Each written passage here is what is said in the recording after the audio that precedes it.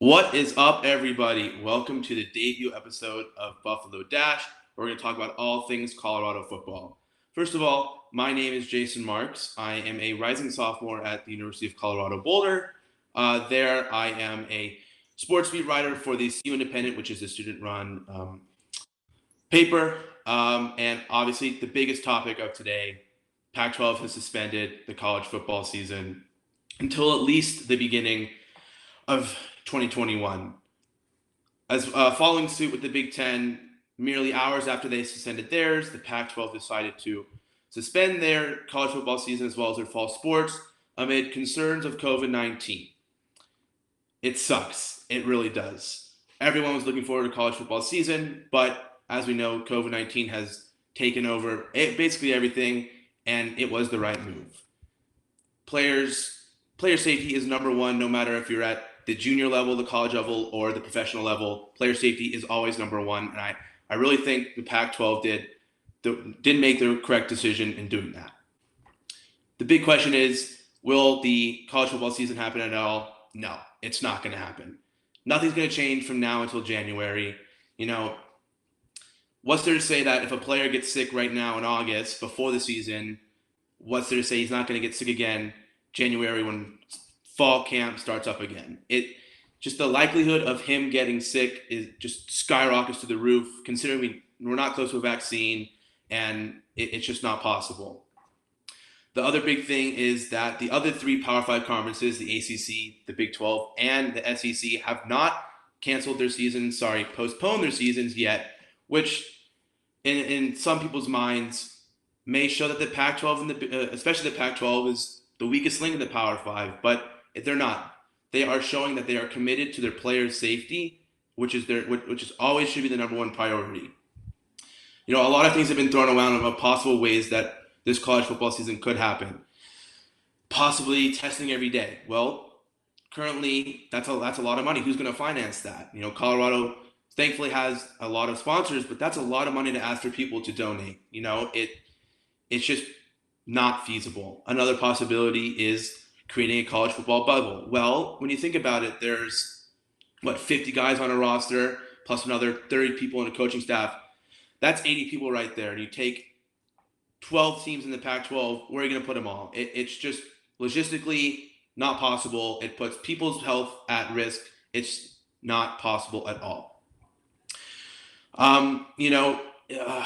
People really think that this college football season should have happened, but it shouldn't have. I think the Pac-12 really weighed pros and cons. If they waited any longer, were they going to start to lose money?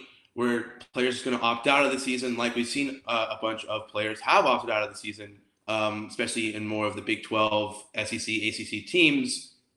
But we haven't seen any players opt out from the Pac-12 because I think there is still a hope that the college football season is going to happen, but it's not going to. People can't get their hopes up. They can't expect these players who are still, some of them are 18, 19 years old. They're not professional athletes. They're not getting paid for this. They need to think about themselves, their families, and their safety more than other teams. Fun fact, I just found out that someone from USC just opted out this morning. So there you go. One of the first in the Pac-12 to opt out of the season, and I can imagine a lot of players are going to follow suit. I just think that sports right now are only possible if you do a bubble, like we're seeing success in the NBA and the NHL. But for these teams, for these sports like football, and you're seeing it in baseball too, there's just so many people, so many variables, so many things that you need to X out that it's not possible for you to do. So therefore, it shouldn't happen at all. It's something that needs to be ingrained in not only the Pac-12 and the Big Ten, but through the SEC and the ACC and the Big 12, that these are just still kids. They're not professional athletes. They need to have their safety as their number one priority, and that should be final. There should be no discussion about it. You can have analysts say whatever they want. Oh, it's possible, but they're not the ones playing football. They're not the ones risking their life for other people's enjoyment. It's simply not a good idea. It just really isn't. And, people can say whatever they want about the Big Ten and the Pac-12. Oh, they're a weaker conference. They're they're losing out on so much money. No, they're not. They're doing the right decision. They're putting their players first. They're putting their coaches first. They're putting the players' families and the coaches' families first as a top priority. That they're saying we care about our players. We don't want them getting sick, so we're not playing them at all. And it should be something that's done not only with the Power Five, but you've seen other smaller mid-tier conferences doing as well. And obviously, they don't get as much attention as the Power Five, but there's still players and people with their jobs on the line that they're saying, this is not a good idea. Let's ride this out. Let's wait for a vaccine. Let's see what happens. Let's see if the world can become a better place by January. If it can, sure, game on. College football is back, and it'd be something to see in the spring, especially in Colorado in the cold weather, playing in 25 degrees and 2 inches of snow. Definitely be something to see, especially like a team coming from USC where it's 75 degrees all year round. Definitely, I see a Colorado advantage right there. But plain and simple, bottom line, no, there should be no college football at all. And I think the Pac-12 made the right decision in encompassing all things possible. They made the right decision. A little segueing more into the center of Colorado, we have a new coach, Karl Dorrell. We went through the whole Mel Tucker disaster. If you're not aware of that, Mel Tucker was a big offseason signing for Colorado, coming from an SEC school into Colorado. People had so much trust in him. He was going to revamp the program, make it a contender in the Pac-12, possibly a contender in the college football playoff. We went 5-7 last year, but we had a home victory against ranked Nebraska, as well as a road win against a ranked Arizona State. And we did finish the season 5-7, but that was much better than our past years. And there was a lot of hope and trust going into him that he was going to revamp the program, attract big players, especially from the South, where we've struggled in the past. And he was then offered a job at Michigan State. And he publicly tweeted on his Twitter account that he's saying, I'm flattered by this opportunity, but I'm committed to CU, and we got something really good going there. And that was on a Friday. And then Sunday morning, he tweets, well, I've accepted the Michigan State job. And all of us at CU were like, well, what just happened? 2 days ago, you were saying you were committed to CU football, but now you're not. That doesn't make any sense. So, a certain level of trust was taken away from that. But I think that Karl Dorrell has some big expectations to fill. And for that to happen, I think he needs to go at least 6-6 and get us into a bowl game. Because Colorado used to be this glory program back in the 90s. We'd make bowl games every year. It was us in Nebraska, and we were the team to come to in college football. And then we joined the Pac-12, and it was just a large, steep decline in the quality of our football program. And I think that needs to change. I think Karl Dorrell needs to regain the trust of not only the CU fans, but also the Colorado players. A lot of them bought into Mel Tucker's system. His whole #relentless thing it's basically a mute point now. How can you get so invested in a guy who's here to revamp the program, get you back on top of the Pac-12, possibly on top of the nation, and then he leaves you for a better job at Michigan State? Well, that just goes to show a lot, not only about Mel Tucker's personality, but is Colorado a favorable place for people to come and play football now? I think Karl Dorrell has to regain trust in his players. I think, he had some decent success at UCLA, went 35-27 from 2003 to 2007, went to a couple bowl games, believe he won one, but that was 13 years ago. College football has changed a lot in the 13 years that he has been away from college. And I think that he just needs to come in, wipe the system clean, set a baseline, and revamp this college football program. We have a lot of good players left that have a lot of NFL potential, and if he can get this program good, if we can get, on top of the Pac-12 South, at least go 6-6, 7-5, possibly make a bowl game. We don't even have to win it, but show that he is capable of turning this program around.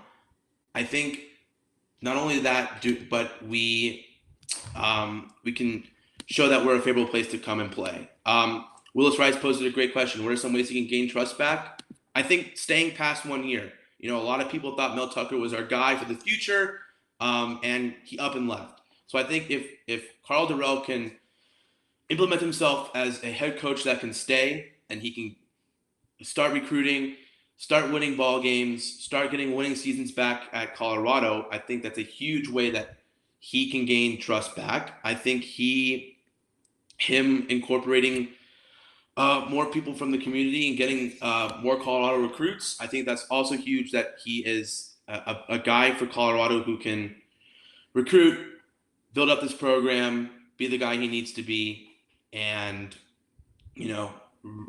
get Colorado back to its glory days like they were in the 90s. Because let me tell you, the decline of Colorado has just been an awful sight to see. But I think that he does have some large shoes to fill. Mel Tucker coming from an SEC school, he obviously had experience coaching with Nick Saban, as well as Dabo Swinney, that kind of stuff. So someone coming from an NFL as well as coaching a Pac-12 team, Dorrell definitely needs to step up in a big way and show that he is the guy Colorado needs for years to come. I just think that it's going to be a big deciding year for him if the college football season happens. I think potentially he can be on the hot seat. If Colorado goes 5-7 again, or even 4-8, and we lose ball games like we should. We're blowing leads. We can't score. We don't have any offense. Our defense is atrocious. It's like, well, what are we going to do? How can we not find a coach that can help us win ball games? Some realistic goals for him for this year. I think he's got to win at least 6 games. Yes, we're losing a big talent in Laviska. We're losing Steven Montez, the 5th-year senior, whose arm was one of the best in the countries, but we still have a lot of good talent on this team, and especially with our incoming recruiting class, that if he doesn't go 6-6, I think it's a failure for him. And CU's really got to consider that, is he the guy that we want going long term, or can we find somebody else who can come in and replace and do a better job than he does? Really good question by Josh Golden. He asked about who do you expect to produce for the Buffs from the wide receiver position and step up after the loss of Laviska Shenault? That's a really good question. We have Katie Nixon, who put his name into the draft, tested the waters, but came back, and he'll play out his senior year. He was actually one of the biggest targets for Steven Montez last year because Laviska was hurt. Obviously, we'll miss him. He's an absolute beast. His run after the catch is pretty unstoppable. It was top of the college football last year, but I think KD can step in and become the number 1 wide receiver that we need to be, as well as we are getting Brendan Rice, who is the son of former wide receiver Jerry Rice, coming in. So he'll be a freshman, though, but we'll definitely look for him to pick up some of the production that we're losing from Viska, as well as looking for Katie Nixon, as well as Brady Russell, our senior tight end. Definitely look for him to be incorporated more into the game plan. He's big, he's tall, he reminds me a lot of a George Kittle. Definitely needs to improve on his hands, but his blocking ability is really impressive. And if he can improve on his hands and become a George Kittle-like tight end, I definitely think he can cause some real havoc, not only off the line of scrimmage, but about 20 yards downfield, catching those slant passes. It'd be an awesome sight to see. But yeah, I think bottom line, Karl Dorrell simply has to come in, revamp the program. Number 1 thing to do is regain the trust of the players, because that is the biggest thing that he needs to do for them to be able to get to buy into his system and win games. And I think if he does that and we go at least 6-6, I don't even need to make a bowl game at 6-6, but we win 6 games, we finish 500, I think there's a lot of potential for that to go off of. As well, I think that begins to put Colorado back on the map. So Colorado's recruiting class is a big if. Back in the 90s, we had a really, really awesome football program. We won a national championship in 1990.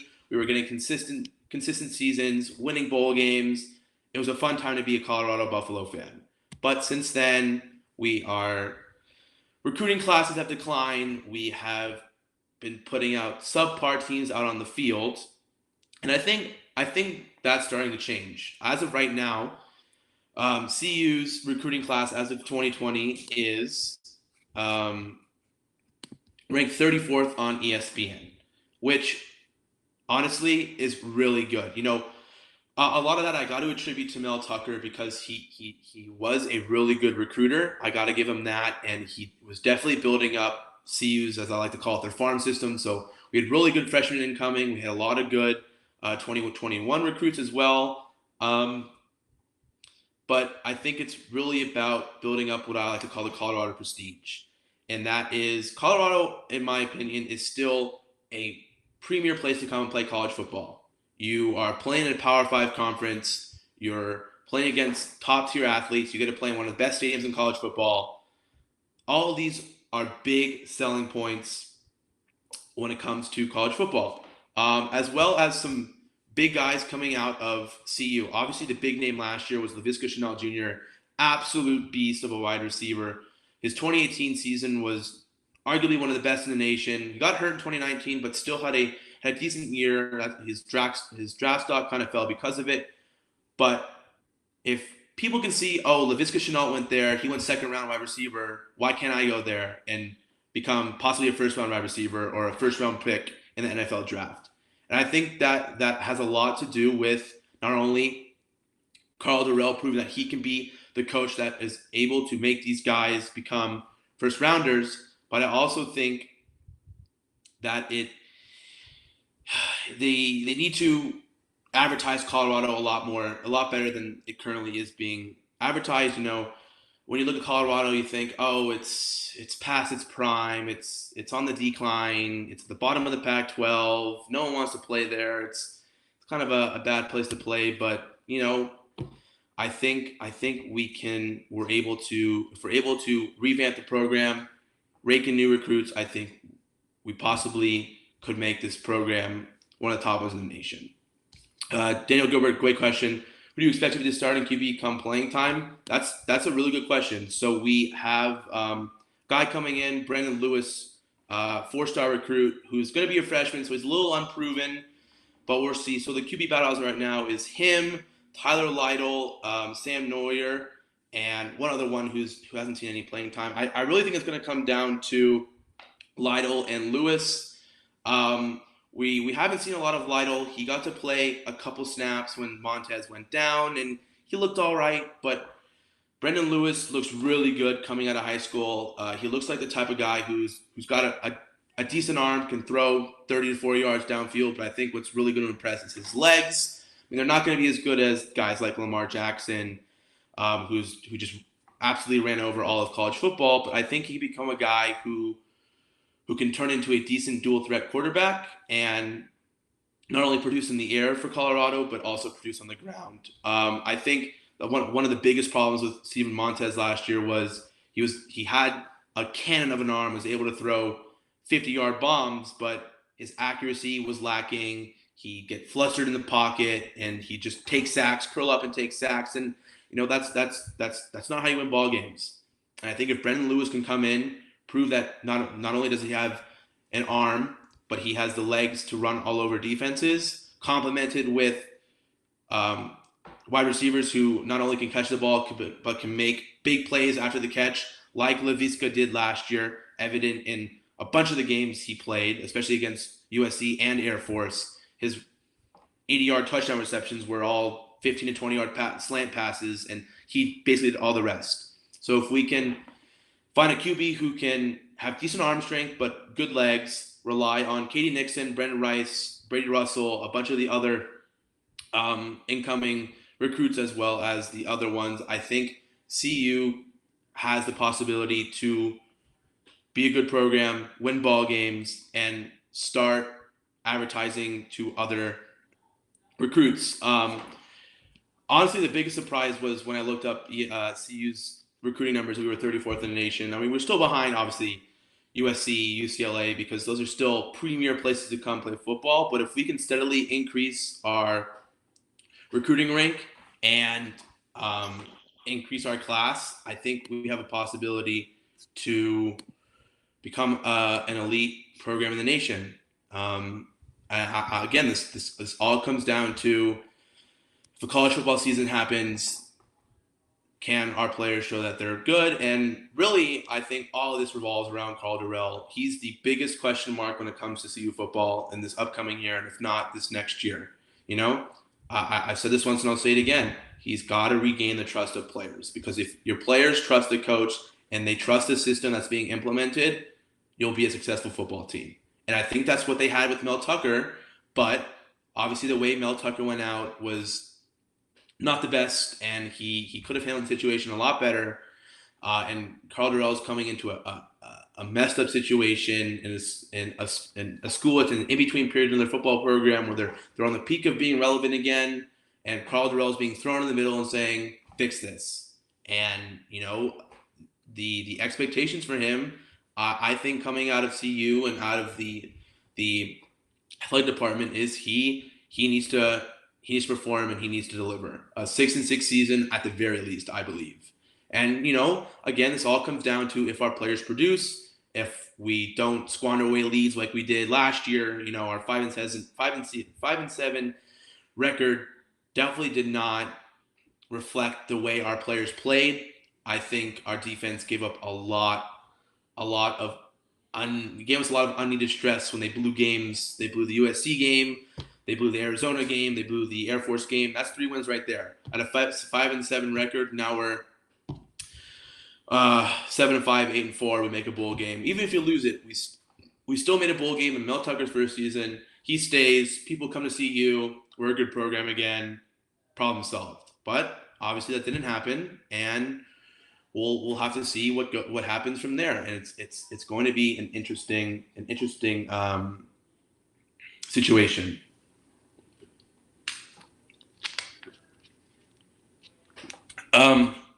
Yeah. I think that Colorado has a lot to prove. Not only with Karl Dorrell in the recruiting class, but there's a lot of unhappy people who give a lot of money to Colorado for them to go 5-7, 4-8 every year, especially with a program whose storied history is winning championships, producing NFL talent, and being a prestigious program who's now fallen off the map in the last 10 years since joining the Pac-12, because we just can't compete, and it's not good. The recruiting ranking 34th, I think it's good, but it can be better.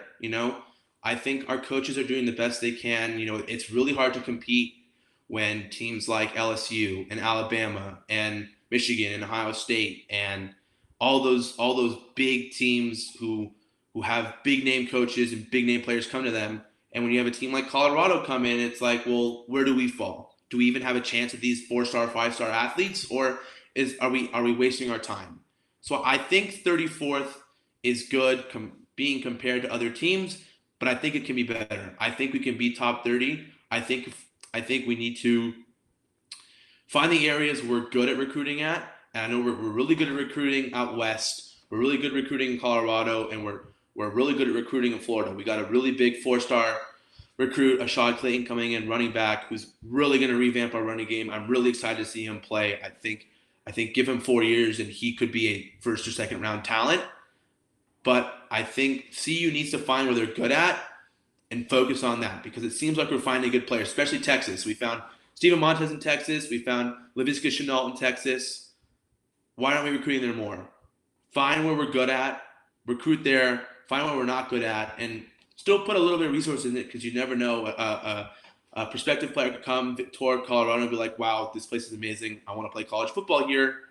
But that's all well and good. But when a team like Alabama and LSU is also pursuing him, and they go to both their stadiums and they tour the campus and they meet Coach O and Nick Saban, it's like, well, how can Karl Dorrell compete with that? So find where we're successful at, be present there, be active there, start recruiting more players from there, and I think we can improve 34. It's good, but it can be better, and I know Colorado can do a lot better than that. I've seen them do better than that. I think 2016, we surprised a lot of people. We had really good recruits. We had a bunch of NFL draft picks. We've gone into a bit of a rebuilding year, but I think Colorado can get back to that. I know they can get back to that. We just got to give them a little bit of time. But I also think time's running out. You know, a lot of unhappy people in Colorado, a lot of restless, impatient people want to win again. Yeah, all of the donors who were there in the 1990s with Cordell Stewart, the Miracle at Michigan, the national championship in 1990. You know, it's been 30 years since that happens. What's happened in between there? We've had one good season, 2016. We got thrashed by Washington in the Pac-12 championship. We got thrashed by Oklahoma State in our bowl game. Something needs to change here, and hopefully Karl Dorrell can bring that change. But until then, a lot of scrutiny, a lot of pressure is being put on the Colorado football program to produce wins, to produce bowl game wins, and to produce top tier talent going into the NFL. And this is definitely an anomaly season, considering all things considering with COVID. But I think that bottom line, Karl Dorrell needs to come in and produce. We need a better recruiting class, and this college football season is not happening at all. It shouldn't happen. It's not happening. It's a good thing that the Pac-12 and the Big Ten have canceled it. Let's keep it that way. The SEC, ACC, and Big 12 need to follow suit. I only think they are only hurting themselves. They're putting their players at risks. It plain and simple. Bottom line, needs to be canceled. Wait a year. It's okay. Everyone will be happier in 2020, fall of 2021 when college football season's back. I can't wait to be back in Folsom Field watching football again. It's going to be such a good time. It really is.